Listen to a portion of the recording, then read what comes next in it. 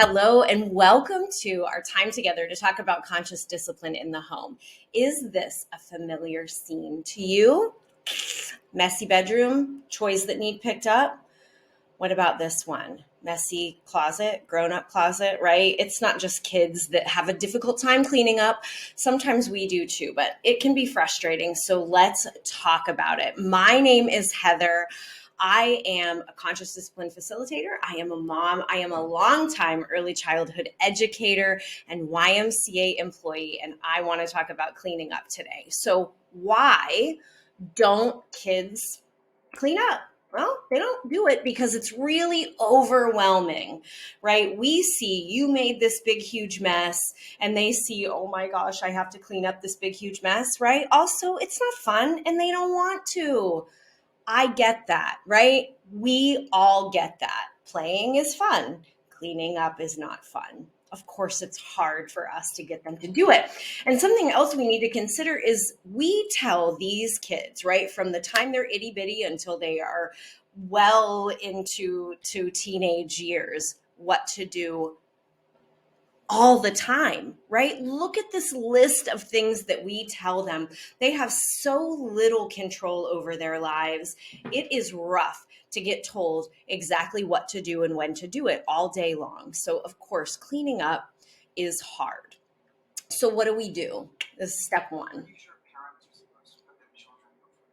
Oh, good. No, it's airplane safety videos have taught me anything, David. It's that a mother puts her own mask on first. Yes, put your own mask on first, right? We need to go into every situation with our own calm, not taking things personally. So we put that oxygen mask on ourselves first. We take a deep breath. We remember that this difficulty cleaning up is not about me. This is happening in front of me, not to me. I can handle this. And then we head in. There's something else that's really important for us to remember, though.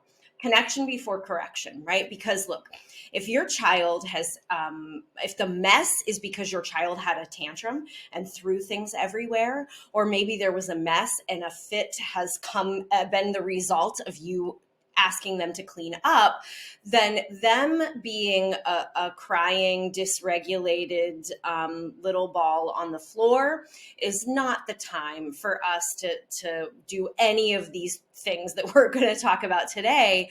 We first need them to be calm and regulated, and that is up to us. We do not get wrapped up in the, if I hug them when there's a mess, then they're just always going to make a mess to get a hug, right? That's not what's happening. We are saying, I got your back, right? No matter what happens, I love you. We're in this together. Let's take a deep breath.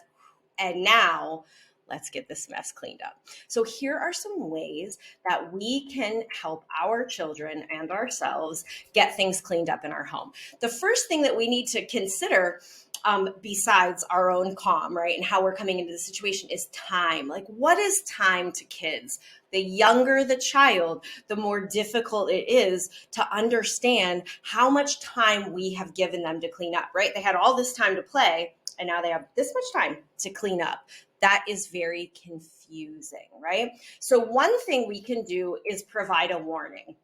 That might seem a little like, duh, of course, we're like, it's time to clean up. You got a few more minutes, right? So yeah, that's good. And we're going to keep doing that. But we might say right in the beginning of play, hey, you can get those toys out, but we only have 20 minutes to play, and then we have to go to your sister's game. So I'm going to give you a heads up. In 15 minutes, we've got a short period of time to play today. Okay. I'm going to give them a warning right in the beginning. And then when I've got 5 minutes, I'm going to say, hey, you've got 5 minutes left. I'm going to say, you got 2 minutes left. And then I'm going to say, it's time to clean up. So I'm going to provide as much warning as I possibly can. Okay.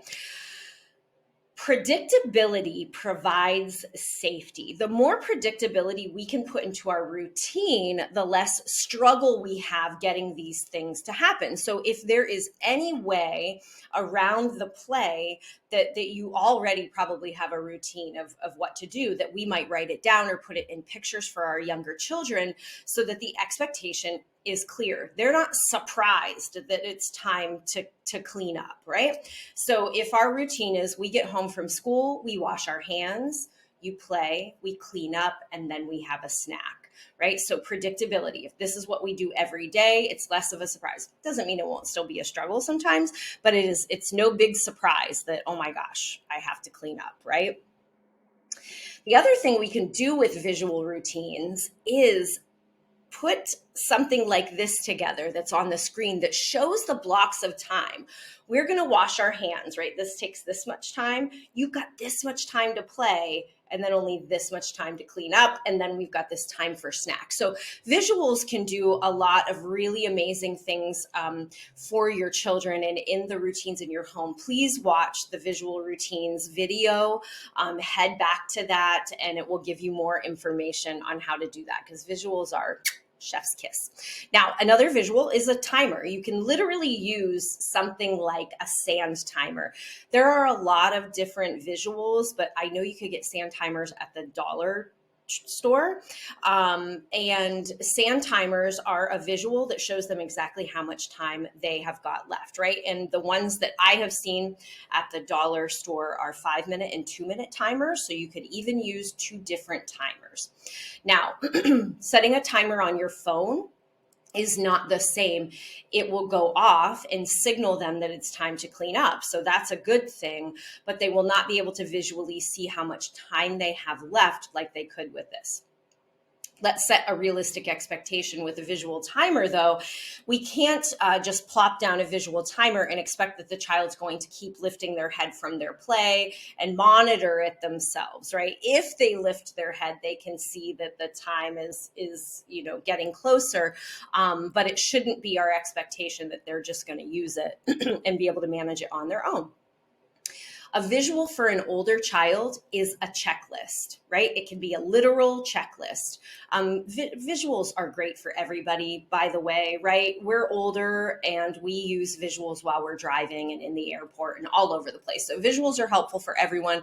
A to-do list is a great visual for older children. Another helpful visual is, I love this one, a literal picture of what a clean room looks like. I promise you that what I think a clean room is not at all what my 10-year-old thinks a clean room is, right? His clean room is, I have stacked everything on top of the chair, the desk, and this surface over here, right? That is not my idea of clean. Is everything is in its place. And that is never stacked on top of something.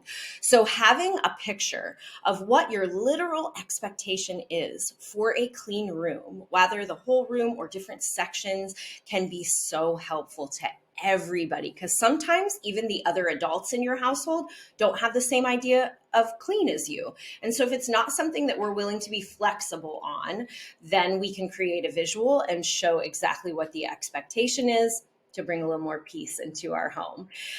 Provide 2 choices, 2 positive choices to clean up, and that can look like this. You can pick up the tools or you can pick up the cardboard first, which is better for you. You can clean up alone or I can help. Which do you choose? You can pick up the red blocks or the blue blocks first, right? Give them a choice, hands over a little bit more of control. There is not a choice about cleaning up. Cleaning up is happening, but here's some control. I'm going to hand some control back to you and let you decide how you want that to happen. Another thing, if you're willing to help, or maybe if there's more than one child, is race, right? Racing is a great way to get anything from point A to point B with kids. If your kiddo loves to race, then turning cleanup into a race or any other activity, again, that you got to get from here to here, is a great idea. Racing. I love this. Trays. This is something I personally use in my home and have seen it used in classrooms.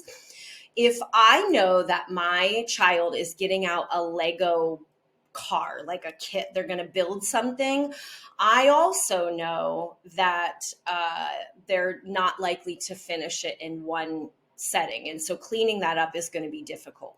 So I have trays, cheap plastic trays that I got at IKEA, that I will pull out. That's where the building takes place. And then the plan for cleanup is there's a place where the tray goes. And then when he's ready to get it out again and work on it later or at another time, it is ready for him. So this is another idea. If it's an activity that is a longer activity, and you already know it might be difficult to clean up, or there might be a little bit of an argument about not wanting to put it away because they're not finished yet, then this is a great tool. Breaking it down into smaller steps is so helpful. So for any age child, especially a child with a neurodivergent brain, a child that might have ADHD, tasks in lots of directions can be really overwhelming. So break it down into steps, right? Instead of saying clean up, we are specific and we break it down into steps. So I will say, put the books on the shelf and put the markers in the container instead of clean up, right? And maybe that's only 2 of 5 things I need to do to clean up, but that's how I'm going to start. Put the books on the shelf and put the markers in the bag, right? Instead of clean your room, I might say, put your laundry in the basket, put all the books on the shelf, and throw all the trash in the garbage. And I may even, for an overwhelmed brain, say one of those at a time. Go in your room and pick up all the laundry. Bring me the basket. Now go in your room, pick up all the books. When you're done, give me a holler, right?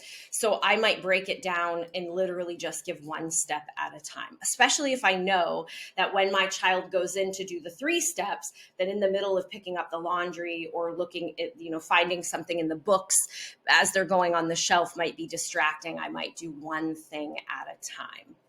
What I'm not going to do, I totally do this, but what I'm going to try not to do is get into a power struggle. I do not want to play tug of war over cleaning up. So I'm going to do everything I can to avoid that power struggle. And that's going to bring me way back to where I started, which is put my oxygen mask on first, take a deep breath. This is not personal. His refusal to clean up might feel personal, right? Because I work really hard to keep this house clean and I've bought all the things that are in his room, etc., etc.